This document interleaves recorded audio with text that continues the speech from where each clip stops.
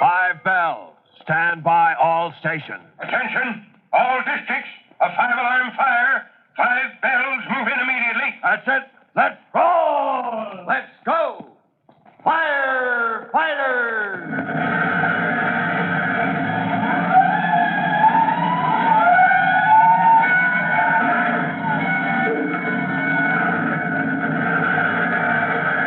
Presenting Firefighters, the true-to-life story of our unsung heroes who stand ready to ride by day or night against our most murderous enemy, the demon of fire.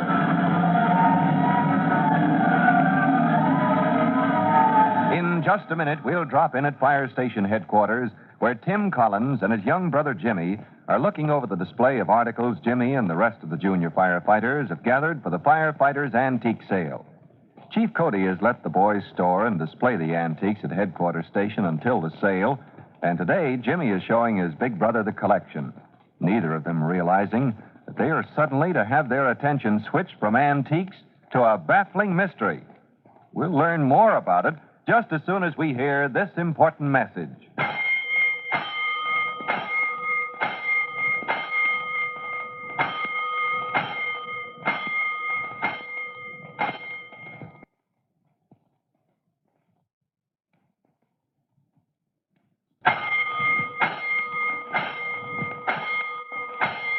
Let's go, firefighters.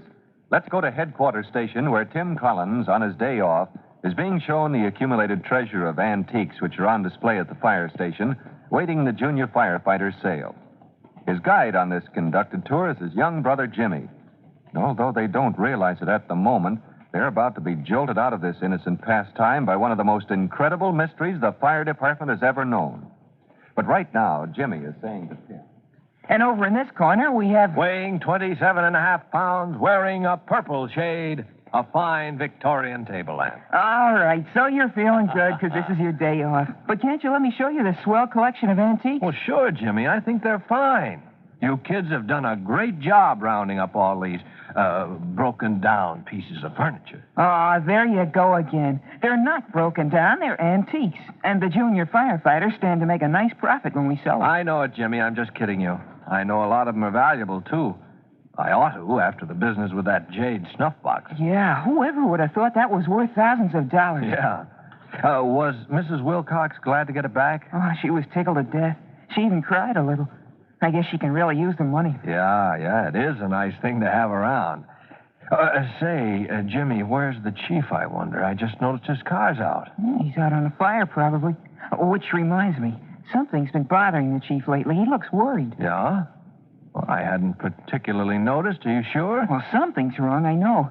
In the last few days, while I've been working around here getting ready for the sale, I've noticed it. He isn't his usual cheery self at all. Oh, well, he works pretty hard. Maybe... Oh, here comes the chief now. Yeah. You take a close look and see if you don't think there's something wrong. All right. Hello, Chief. Hello, Tim, Jimmy.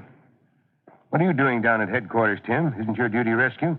Oh, of course, sir, but this is my day off, and I was just looking over Jimmy's antique. Well, when I get a day off, I get away from firehouses. Clear out, get a change. Well, I do, too, Chief.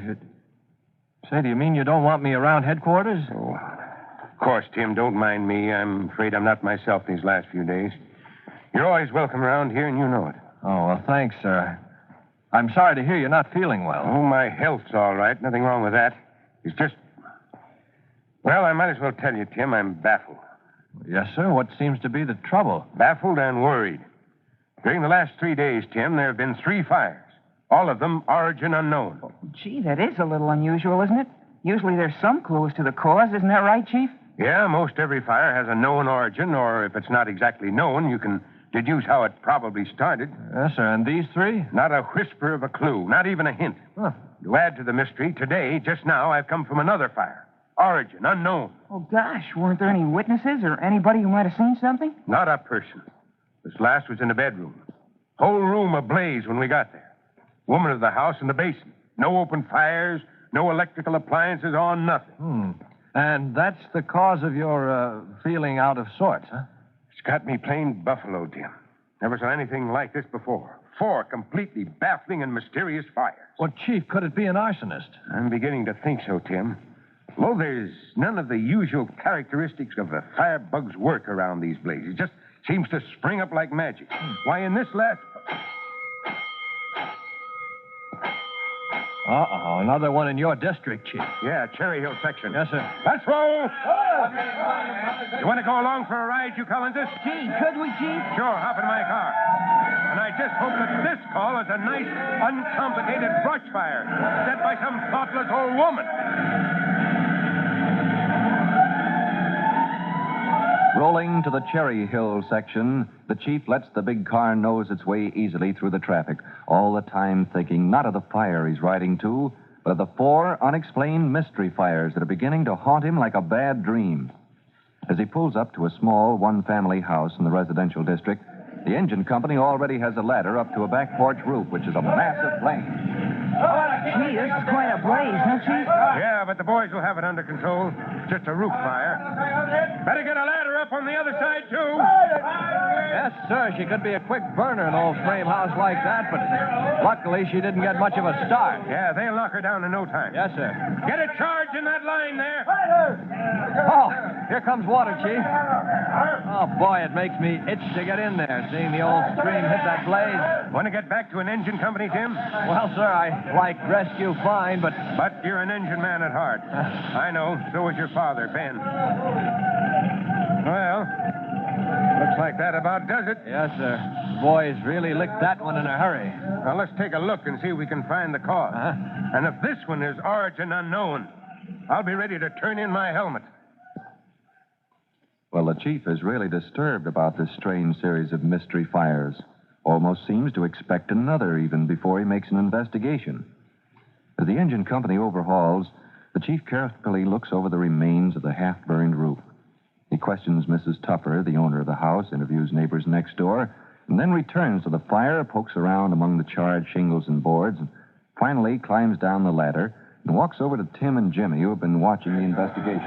Oh, it just doesn't make sense. Oh, you mean, Chief? Not a trace of a cause. Just as bewildering and unexplainable as the other 4. Well, couldn't the woman who owns the house tell you anything? Not a thing. She insists there was no fire in the furnace, no one in the upper rooms who could have tossed out a cigarette, no incinerators burning nearby, no sign of a short circuit. I tell you, this thing is getting me down. Well, there must be some reasonable explanation. Oh, what about your firebug theory, Chief? Well, it may be, but still it doesn't look right for an arsonist job. As I told you before, there's usually a familiar pattern that comes out in a series of fires set by the same person. Oh, yes, sir. You mean he leaves certain trademarks, certain... That's right. Usually a firebug will use some means to start his fires. Uh-huh. Usually leaves some evidence sooner or later. Oil can, piece of greasy rag. Oh, what does the arson squad say? Have they investigated these other fires? Yeah, thoroughly. And they're baffled, too. But something is causing them. A fire doesn't just suddenly appear from nowhere. You're right, my boy. And I'd give a fur-trimmed fire boot to solve this riddle. In all my years, I've never run up against anything. Chief. Yes, Tim. Sir, I know this is a crazy idea, Well, but... spill it, son. Well, sir, I think I could find out what or who is causing these fires, sir. You, Tim? Yes, sir. Arson squad's been on the case for days and hasn't turned up a thing. Why do you think that... I don't know, sir, but I feel there must be something. Some small detail or clue that's been overlooked. And if you'd let me... Well, maybe it's not such a bad idea. Maybe that's what's needed, a fresh viewpoint, a brand new approach. What do you say, Jimmy? You think your big brother would make a good fire detective?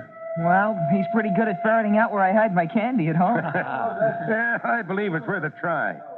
Tim, as of today, you are detached from rescue company for temporary duty as special investigator, reporting to me. Oh, that suits me fine, Chief. Thanks. And I'll be thanking you if you can solve the mystery of this strange series of unexplained fires. Well, I wonder if Tim has bitten off more than he can chew when he volunteered to play fire detective and try to crack the case of the mysterious fires. It's a pretty challenging assignment, one that could lead him and Jimmy into all kinds of adventures. Now, to learn what happens when he tries to track down the clues to the Tupper and Riley fires, be sure to listen to the next true-to-life episode of The Firefighters. Now, in just a moment, Chief Bob Cody will tell you, boys and girls, just how you can help the firefighters in your own hometown. But right now, let's listen to this message.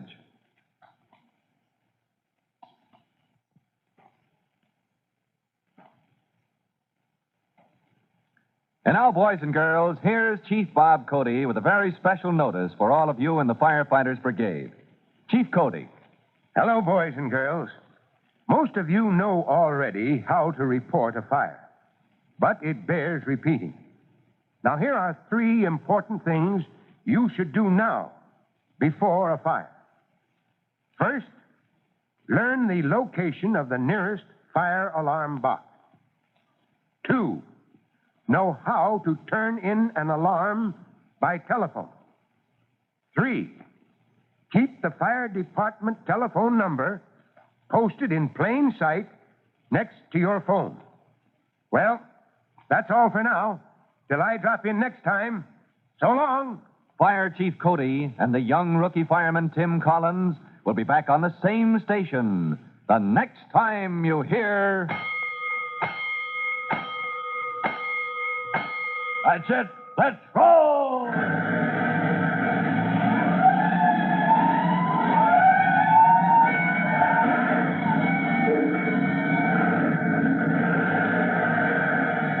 Let's go! Firefighters!